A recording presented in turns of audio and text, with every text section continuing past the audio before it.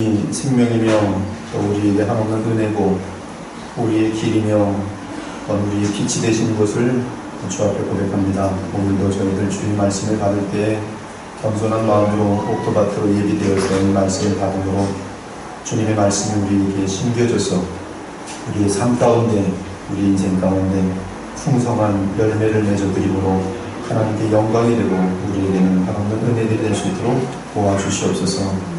종이 말씀을 증거할 때 사람의 지혜로 하지 아니하며 오직 성령의 나타나심으로 이 말씀을 증거함으로 인하여 주요 백성들의 믿음이 주님 사람의 지혜 있지 아니하고 오직 하나님의 능력에 있도록 주님 역사하여 주옵소서. 주께서 성령으로 역사하실 것을 간절히 부탁드리며 살아계신 우리 주 예수 그리스도 이름으로 기도 올려옵나이다. 아멘. 이미 우리가 잘 아는 것처럼 4절의 동침함에서 원어 야단은 속속들이 알다, 체험적 지식을 갖다, 서로 하나가 되듯이 깊게 알다라는 뜻입니다. 이런 부부간의 육체적인 하나됨을 통해 정신과 영적인 부분까지 서로에 대해 깊게 이해하고 애정을 나누는 인격적인 교류를 말합니다. 아담과 하와는 아이를 하나 얻게 되는데 하와는 그 아이를 낳고 가인이라고 이름을 지었습니다. 가인이란 뜻은 그 뒤에 나오는 것처럼 여호와로 말미암아 등남하였다는 뜻입니다. 이는 하와가 자신의 지은 죄로 인해 비참과 저주가 임한 것을 알고 주 하나님께서 약속하신 여인의 그 후손을 기다린 사실을 의미합니다. 이름을 그렇게 지음으로 말미암아 자신의 신앙 고백을 하였다는 것이죠. 그가 오면, 즉 여인의 그 후손이 오면 자신을 속여서 비참하게 만든 마귀의 머리를 때려 멸망시킬 것입니다.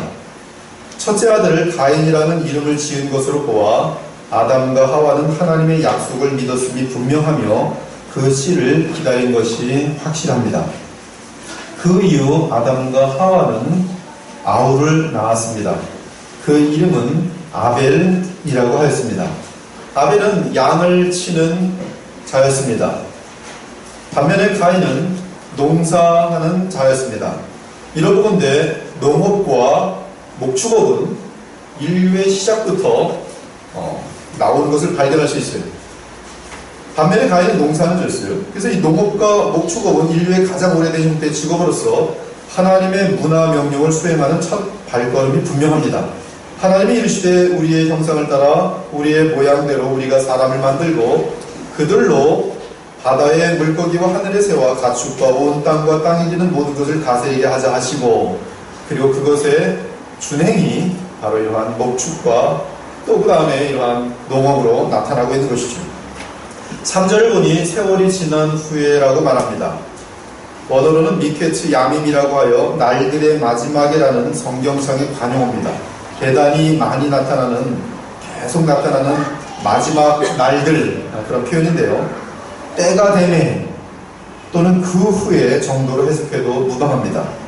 또는 3절의 문맥과 함께 보면 제물을 바치는 때에 또는 하나님께 예배하는 때라는 뜻도 가능합니다. 이는 아담과 하와가 하나님의 진노 가운데 멸망에 처하였지만 주께서 가죽옷을 지어 입힌 사건과 더불어 구원을 얻게 되면서 주께서 주신 사명과 함께 예배를 드리게 된 것입니다.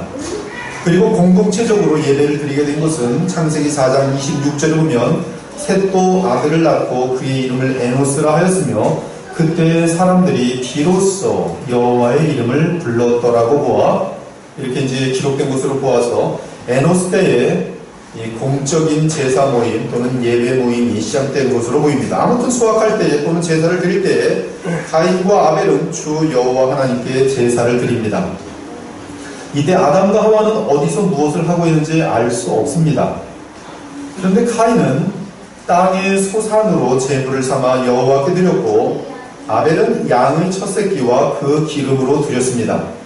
3절과 4절은 가인과 아벨이 드린 제물에 대해 묘사하고 있습니다. 가인은 땅의 소산으로 제물을 삼아 여호와께 드렸다라고 되어 있어요. 그러나 아벨은 양의 첫 새끼와 그 기름을 드렸습니다. 가인은 하나님께 따로 구별하는 모습이 없습니다.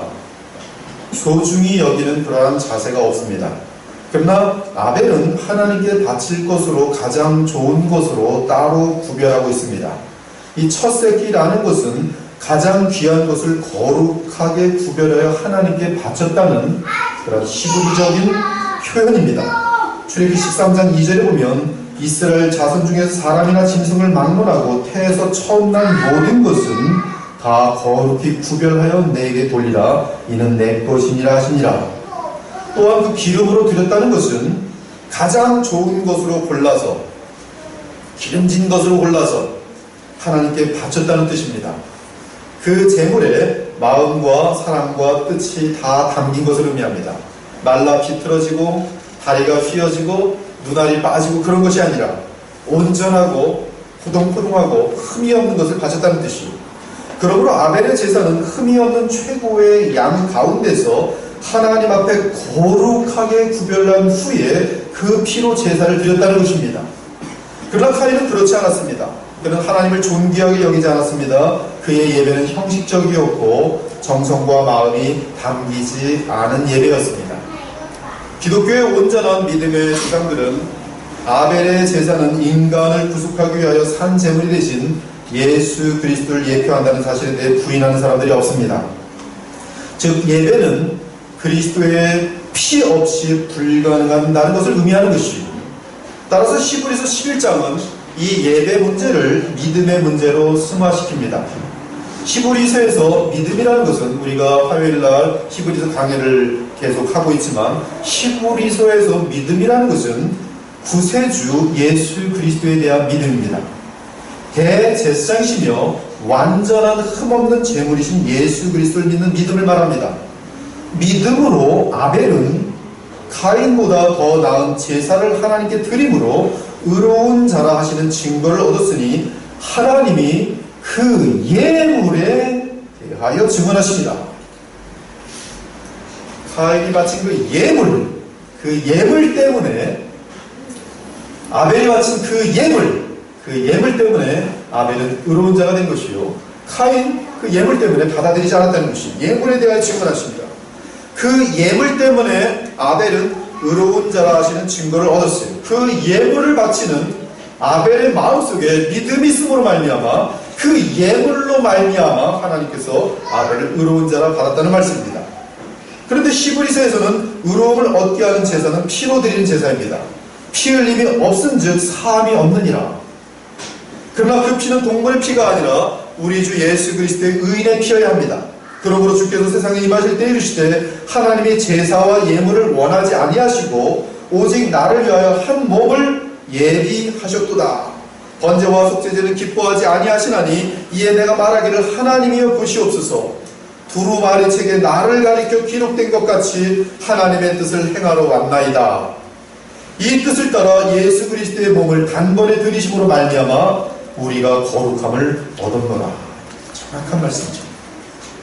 그러므로 아담과 하와가 가죽옷으로 지은 옷을 입으면서 그 동물의 피로 인하여 자신들이 살아난 것을 안 이후 또한 하나님의 언약에 의해 그 대속제물은 여인의 그 후손으로 온다는 사실을 믿고 의롭다함을 얻은 것처럼 아벨은 아담과 하와가 알려준 복음에 따라 장래 오실 여인의 그 후손의 대속을 예표하는 양의 첫 새끼와 그 기름으로 제사를 드렸던 것입니다.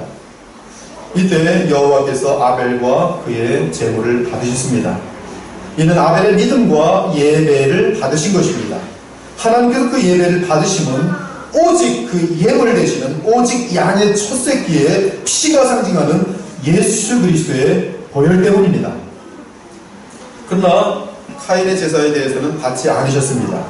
원어로는 쳐다보지도 않으셨다고 되어 있습니다. 즉 하나님께서는 카인과 마음 중심과 그 제물의 뜻을 알고 계셨기 때문에 전혀 관심조차 기울이지 않으셨습니다. 이에 카인이 몹시 분하여 안색이 변하였습니다. 이는 극심한 분노와 불만에 의해 안면 근육이 경직된 것을 의미해요. 어떤 사람이 화가 많이 나면 이 안면 근육이 움직이죠. 그렇게 카인이 지금 대한 것입니다. 가인은 자신의 잘못을 인정하고 겸손하게 주의 뜻을 찾기보다 왜 하나님께서 나의 이 예배를 받지 않으셨을까 찾기보다는 그 깊은 교만 가운데서 분노와 불만을 드러냅니다. 이 불만과 분노가 누구를 향하는 것이겠습니까? 결국 하나님을 향한 것이죠. 그는 주의 말씀을 경청하지 않고 그 말씀을 믿지 않은 사실에 대해 진심으로 회개하기보다 하나님 앞에서 거만하게 행동함으로 그의 정체를 드러내고 만 것입니다. 그의 정체는 바로 예수님 당시의 바리새인들처럼 또는 예수님의 제자 가운데 들어왔던 가룟 유다처럼 사탄에게 속한 자였던 것이죠. 카인같이 하지 말라. 그는 악한 자에 속하였으므로 그 아우를 죽였으니 어떤 이유로 죽였느냐? 자기의 행위는 악하고 그의 아우의 행위는 의로움이라. 이 아우의 행위는 믿음으로 인해 의로운 행위가 되었지만 카인의 행위는 믿음에 속하지 않고 교만한 악한 자에 속한 행위로서 하나님께서 제시하신 복음의 길을 택하지 않았다는 뜻입니다. 7절에 보니 주 여호와 하나님께서 가인에게 말합니다. 내가 선을 행하면 어찌 낯을 들지 못하겠느냐. 즉 내가 믿음과 순종을 통해 내 앞에서 제대로 했다면 왜 떳떳하지 않겠느냐라는 뜻입니다. 죄가 눈에 엎드러져 있느니라. 여기서 저희는 핫다트라고 하는데 하나님의 뜻과 법을 의도적으로 거슬리고 곁길로 나갔던 뜻이에요. 즉 아담과 하와를 통해 하나님의 뜻과 지시를 분명하게 알고 있으면서도 제 멋대로 행동하면서 주 하나님께 불순종하였다는 뜻입니다. 가인은 죄를 다스리지 못하고 오히려 죄에게 조정을 당하였습니다. 3장과 연결해서 보면 카인은 이미 하나님께 드린 제사에 있어서 마귀에게 조종을 당하여 죄를 범하였다는 뜻입니다. 그러한 죄의 세력을 이기고 의의 길로 오는 것은 오직 어린 양 예수 그리스도의 보혈밖에 없습니다. 그런데 그 길로 오지 않고 그 피를 통해 하나님께 나아오지 않으니 그는 죄를 이길 수 없는 것이며 죄의 종노릇을 하는 존재밖에 될 수 없는 것이죠. 그 가인 속에 있던 죄와 그의 정체는 아벨을 쳐 죽임으로 더욱 구체화됩니다. 가인이 그의 아우 아벨에게 말하고 그들이 들어있을 때에 가인이 그의 아우 아벨을 쳐 죽이니라. 가인은 아벨에게 들로 가자고 한 후에 그를 쳐 죽였어요. 이는 아벨을 깨어내어 들에서 그를 쳐 죽인 것입니다. 그는 마귀에게 속하여 하나님께 속한 의인 아벨을 쳐 죽인 것입니다. 예수님께서 바리새인들 및 불신자들 향해 말씀하셨습니다. 그러므로 의인 아벨의 피로부터 성전과 제단 사이에서 너희가 죽인 바가랴의 아들 사가랴의 피까지 땅 위에서 흘린 의로운 피가 다 너희에게 돌아가리라. 이는 바리새인들처럼 가인의 마음이 확고부동하게 사탄에게 정복당해 있었음을 증거해주는 말인 것입니다. 사랑하는 여러분, 오늘 이 깨달음은 제가 성경을 통독하는 때 성령께서 주신 깨달음입니다. 즉 죄가 이 세상에 들어온 이후 하나님께서 그 문제를 해결하시는 차원에서 마귀가 하나님께 첫 번째로 도전한 싸움입니다. 즉 복음에 대한 노골적인 도전이요 복음을 끊어내려는 마귀의 시도였습니다. 우리는 복음에 대한 마귀의 역사 곧 가인의 제사를 바르게 이해해야 합니다. 이를 위해 먼저 우리는 아담과 하와가 하나님께서 진지하게 명하신 행위 언약인 선악과를 결국 까먹는 사건을 알고 있습니다. 여호와 하나님이 그 사람에게 명하여 주시되 동산 각종 나무의 열매는 내가 입으로 먹되 선악을 알게 하는 나무의 열매는 먹지 말라. 내가 먹는 날에는 반드시 죽으리라 하십니다. 이때 아담과 하와가 선악과를 따먹는 행위를 어린아이가 몰래 사탕을 훔쳐먹는 그런 행위로 보아서는 안 됩니다. 처음에 창조된 아담과 하와는 흠이 없이 온전한 지정의를 지닌 책임감 있는 죄 없는 정상인으로서 이들이 선악과를 따먹은 행위는 하나님보다 사탄의 음성을 듣고 매우 의도적으로 하나님의 영원한 원수인 사탄의 편에 서서 하나님을 대적하여 반역한 행위였던 것입니다. 또한 아담과 하와의 마음속에는 하나님처럼 되려는 큰 교만이 있었습니다. 그렇죠? 따라서 아담과 하와가 선악과를 따먹은 행위는 단순한 실수가 아니라 사탄의 음성을 듣고 사탄 편에 서서 자신의 창조주이시며 모든 좋은 것을 주신 하나님을 대적하여 입힌 반란죄입니다. 따라서 어마어마하게 무서운 죄악이었습니다. 이제 행위 언약을 깨뜨린 아담과 하와에게 남은 것은 그 언약에 따라 완전한 멸망 가운데 들어가는 것입니다. 곧 영원한 죽음이 하나님과의 영원한 분리입니다. 이제 하나님 앞에서 반역죄를 지은 아담과 하와에게는 아무런 소망이 없습니다. 완전하게 끝난 것입니다. 완전한 절망입니다. 지옥밖에 보이지 않습니다. 하나님과 아무런 끈이 없습니다. 또한 하나님과의 언약에 따른 결과이기 때문에 따질 수 없습니다. 길이 없습니다. 그들에게 이 행위 언약 외에는 다른 언약이 없었어요.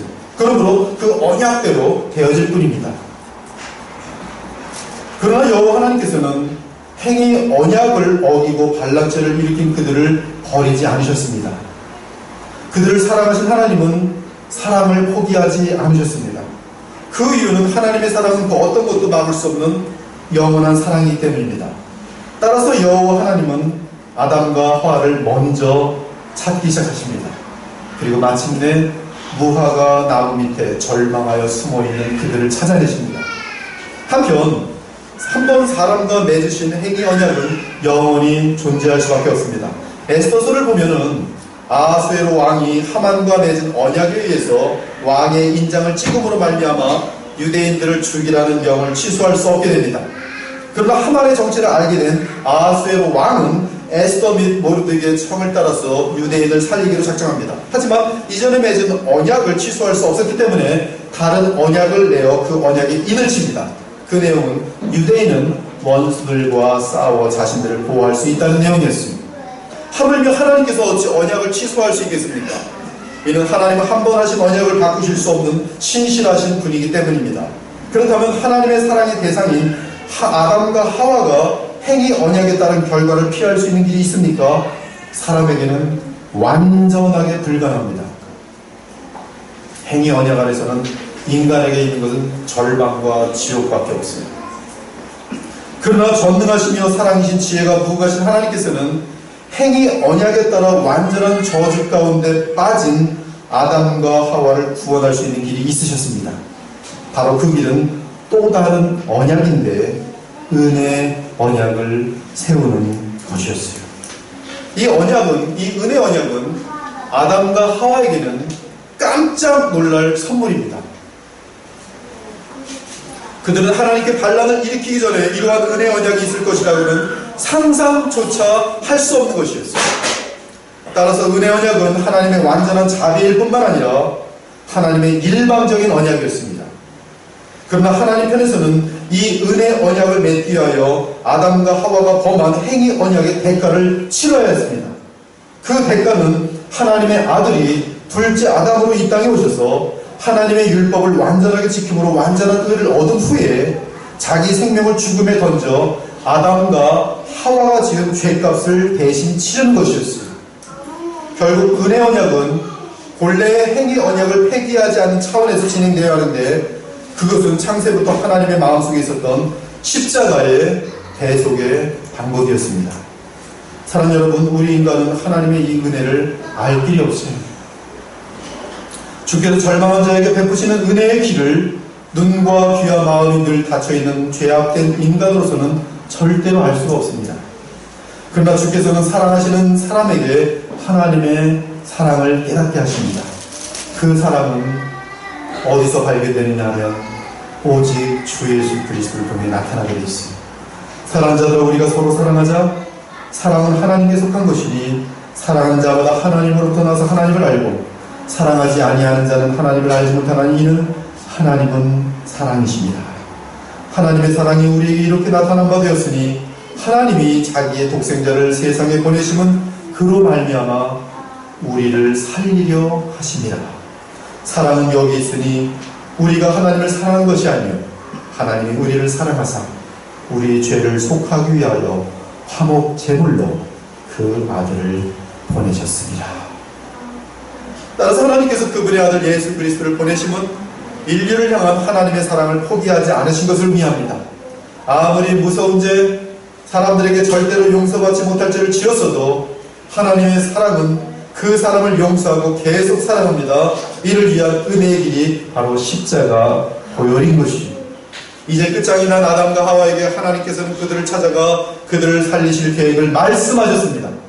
결코 인간 편에서는 자신을 구원할 수 있는 그 어떤 것도 할 수 없는 입장이었지만 하나님만은 하실 수 있으셨어요.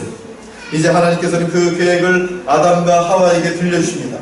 아담과 하와는 그 계획을 들으면서 눈물과 감사로 하나님 앞에 무릎을 꿇었을 것이요. 눈물과 감사, 그것이 복음을 아는 자들의 유일한 반응입니다. 이때 그들이 하나님 앞에서 한 것은 감사와 찬양이 전부였습니다. 눈물과 감사와 찬양이 전부였습니다. 그것이 복음입니다. 여러분의 인생입니다. 사랑하는 여러분, 복음을 향한 인간의 반응은 복음을 믿고 듣고 믿은 후에 감사함으로 하나님을 받아들이는 것이 전부예요. 그리고 더 이상 사탄의 음성을 듣지 말고 속지 말고 멸망의 길인데 무서운 죄악 가운데서도 자신을 버리지 않으신, 우리들을 버리시지 않으신 하나님의 사랑의 음성인 복음을 듣고 믿는 것입니다. 우리가 더 이상 사탄에게 속지 않으려면 주의 복음의 말씀을 듣고 믿으시면 되는 것이죠. 그래야만 소망 가운데 살아날 수 있습니다. 곧 주의 계획을 믿음으로 아담과 하와는 살아날 수 있었던 것이죠. 창세기 3장 15절은 완전한 불가능과 절망 가운데 있었던 아담과 하와를 향한 하나님의 구원 계획이 선포되는 순간입니다. 신학적으로 이 3장 15절을 처음 복음 또는 원시 복음이라고 부릅니다. 내가 너로 여자와 원수가 되게 하고 내 후손도 여자의 후손과 원수가 되게 하리니 여자의 후손은 내 머리를 상하게 할 것이요 너는 그의 발꿈치를 상하게 할 것이니라. 그리고 그 계획이 어떻게 이루어질 것인지를 알려주기 위하여 하나님은 동물의 피를 흘리셔서 그들의 부끄러움을 가리우셨습니다. 물론 이 사건이 그들이 죄를 다 지은 후 느낀 벌거벗은 상태에 대한 본능적인 부끄러움을 가려준 것도 사실이지만 또한 그들이 부끄러운 죄악과 그 죄악으로 인한 모든 결과를 덮어주시고 회복시키신다는 피의 계약, 은혜 계약, 주 예수 그리스도의 복음을 상징하는 사건이 여호와 하나님이 아담과 그의 아내를 위하여 가죽옷을 지어 입히십니다. 이것은 사실은 번제로 계속 이어지는 그런 사건인 것이죠. 이러한 하나님의 말씀과 행위를 통하여 아담과 하와는 복음을 들을 수 있습니다. 반역자 아담과 하와가 살아나는 길입니다. 즉 자신들과 하나님과의 관계가 완전하게 회복될 수 있도록 어떤 자가 여자를 통하여 이 땅에 와야 하고 그는 자신의 피를 흘려 죄인들의 부끄러움을 가릴 것이며 마침내 원수 마귀 사탄을 완전하게 멸망시킬 것을 하나님께로부터 직접 들은 것이죠. 그리고 이러한 주의 음성을 듣고 그 복음을 믿음으로 그들은 깨닫고 살아납니다. 구원을 얻었습니다. 따라 창세기 3장 15절과 함께 하나님과 분리된 죄인을 다시 살리는 복음은 시작된 것입니다. 이 복음을 믿고 감사함으로 아담과 하와는 자신들의 죄에 대하여 가리움을 받고 구원을 얻었습니다. 그들은 비록 육체적으로는 죽었지만 하나님과의 관계가 회복되었으며 이제 주께서 모든 사람을 부활시키실 때 아담과 하와도 부활체를 입고 영원히 살게 될 것이죠. 이에 바울은 하나님의 계획이 성취된 이후 복음을 요약하여 외쳤습니다. 우리 구주 하나님의 자비와 사람 사랑하심이 나타날 때에 우리를 구원하시되 우리가 행한 바 의로운 행위로 말미암지 아니하고 오직 그의 긍휼하심을 따라 중생의 씻음과 성령의 새롭게 하심으로 하셨나니 우리 구주 예수 그리스도로 말미암아 우리에게 그 성령을 풍성히 부어주사 우리로 그의 은혜를 힘입어 의롭다 하심을 얻어 영생의 소망을 따라 상속자가 되게 하려 하시니라. 사랑하는 여러분, 그런데 문제는 아담과 하와로 하여금 하나님을 반역해 한 사탄이 자신의 역사를 멈추지 않았다는 사실입니다. 그는 더 심각하게 하나님을 향한 반란을 도모하고 또한 구체적으로 반란을 일으켰습니다. 특별히 그는 사람을 통하여 하나님께 반란하게 만듭니다. 그는 그 일을 쉬지 않습니다. 지금도 같은 일을 하고 있습니다. 즉 우리 인간들로 하여금 하나님께 반란을 일으키도록 하는 것이 마귀의 역사입니다. 하나님께 대항하는 반란은 인간 스스로 제멋대로 살도록 만드는 것이에요. 내가 내 삶을 평가하고 판단하는 자리에 서도록 만드는 것입니다. 이것이 사탄이 인간으로 하여금 하나님께 반란하게 만드는 방법입니다. 사탄은 죄가 들어오기 전에는 행위 언약을 파괴하도록 유혹하였지만 이제 죄가 세상에 들어온 이후에는 하나님께서 인류를 회복시키려는 피의 언약, 은혜의 언약을 막는 것이 사탄의 최종 목적이 되었습니다. 사탄의 가장 큰 목적은 가인과 아벨 사건에서부터 시작되는 사탄의 가장 큰 목적은 은혜의 언약을 막는 것이 복음을 막는 것입니다. 즉 하나님께서 죄인들을 회복시키시는 은혜의 언약, 피해의 언약, 주 예수 그리스도의 복음을 왜곡시키거나 희미하게 만드는 것이 그것이 오늘 붙은 카인과 아벨의 전쟁입니다. 그것만 막으면 사람들은 하나님과 회복될 수 없다는 것을 사탄은 잘 알고 있습니다. 이에 사탄은 아담과 하와의 죄의 열매로 태어난 가인의 마음 가운데 들어가 하나님과 회복될 수 없는 마음을 집어넣기 시작합니다. 마귀는 가인의 마음에 하나님의 전적인 은혜, 복음의 은혜를 의지하여 주께 나아가지 말고 내 자존심과 내 가치를 높여서 하나님께 나아가라는 음성을 심어주었어요. 사실 그 음성의 가장 깊은 뿌리에는 네가 하나님께 비친 것이 무엇이냐, 네가 하나님께 비칠 것이 또 무엇이냐, 너는 너다라는 이 미혹의 내용이 담겨있는 것이에요. 죄가 역사 속에 들어온 이후 인간이 사탄의 음성을 듣고 행한 첫째 죄악은 놀랍게도 복음을 거부하는 행위였습니다. 그것이 오늘 사건이에요. 오늘 사건의 의미는 무엇인가? 카인은 복음을 거부했다는 것입니다. 즉 죄로부터의 참된 회복의 길은 복음의 음성을 거부하는 것입니다. 그것도 예배를 통하여 복음을 거부하였어요.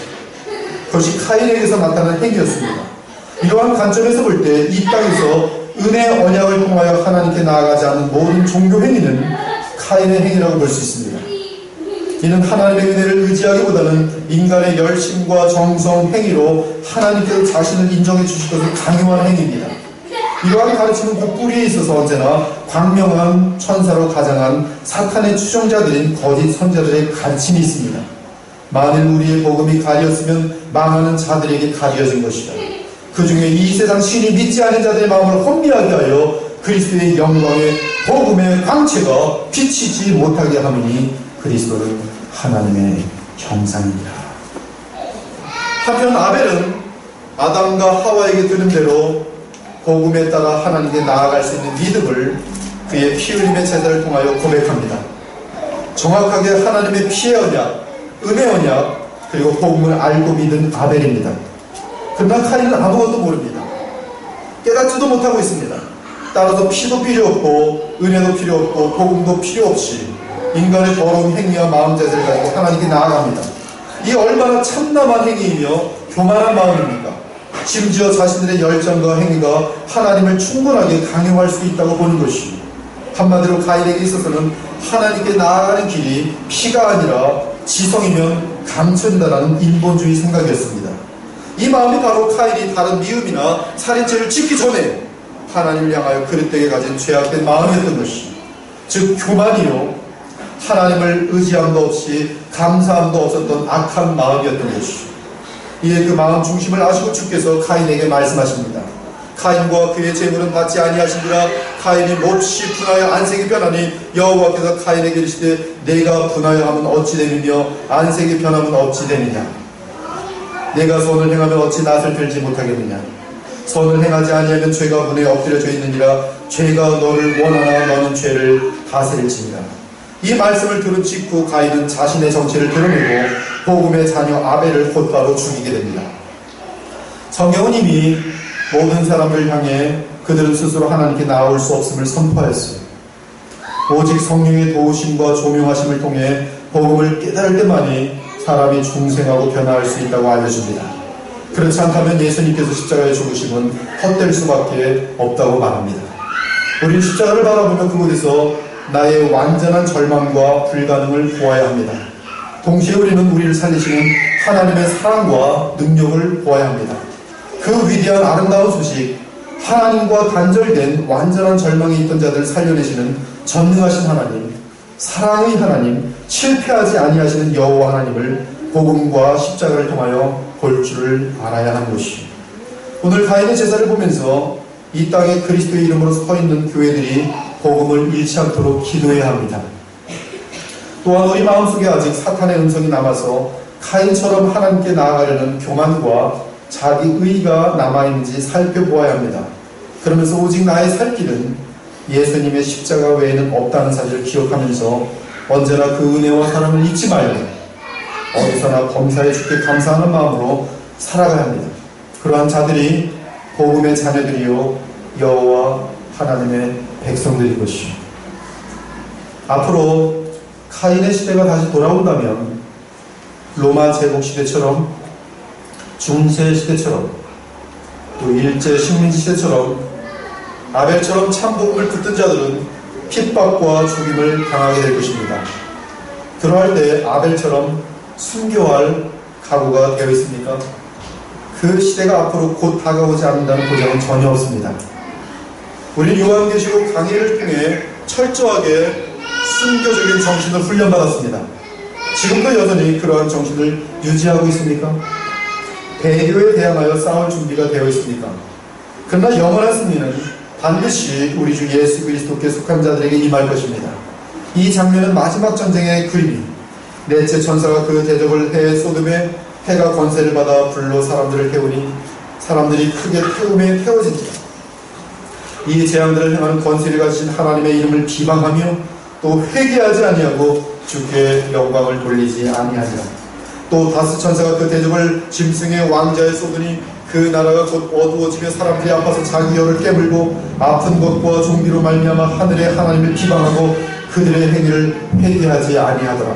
계속 반복되는 것이 뭐냐면 회개하지 아니하더라. 또 여섯째 천사가 그 대적을 큰 강 유브라데 소돔에 강물이 말라서 동방에서 온 왕들의 길이 예비되었더라. 또 내가 보되 개구리 같은 새 더러운 영이 용의 입과 짐승의 입과 거짓 선자의 입에서 나오니 그들은 귀신의 영이라 이적을 행하여 온 천하 왕들에게 가서 하나님 곧 전능하신 이의 큰 나라에 있을 전쟁을 위하여 그들을 모으더라. 보라, 내가 도둑같이 오리니 누구든지 깨어 자기 옷을 지켜 벌거벗고 다니지 아니하며 자기의 부끄러움을 보이지 아니하는 자는 복이 있도다. 새 영이 히브리어로 아마겟돈이라 하는 곳으로 왕들을 모으더라. 그러나 이때 예수님께서 등장하십니다. 또 내가 하늘이 열린 것을 보니 보라, 백마와 그것을 탄 자가 있으니 그 이름은 충신과 진실이다. 그가 공의로 심판하며 싸우더라. 그 눈은 불꽃 같고 그 머리에는 많은 관들이 있고 또 이름 쓴 것 하나가 있으니 자기밖에 아는 자가 없고 또 그가 피 뿌린 옷을 입었는데 그 이름은 하나님의 말씀이라 칭하더라. 하늘에 있는 군대들이 희고 깨끗한 세마포 옷을 입고 백마를 타고 그를 따르더라. 그의 입에서 예리한 검이 나오니 그곳으로 만국을 치겠고 친히 그들을 철장으로 다스리며 또 친히 하나님 곧 전능하신 이의 맹렬한 진노의 포도주터를 밟겠고 그 옷과 그 다리에 이름을 쓴 것이 있으니 만왕의 왕이요 만주의 주라 하였더라.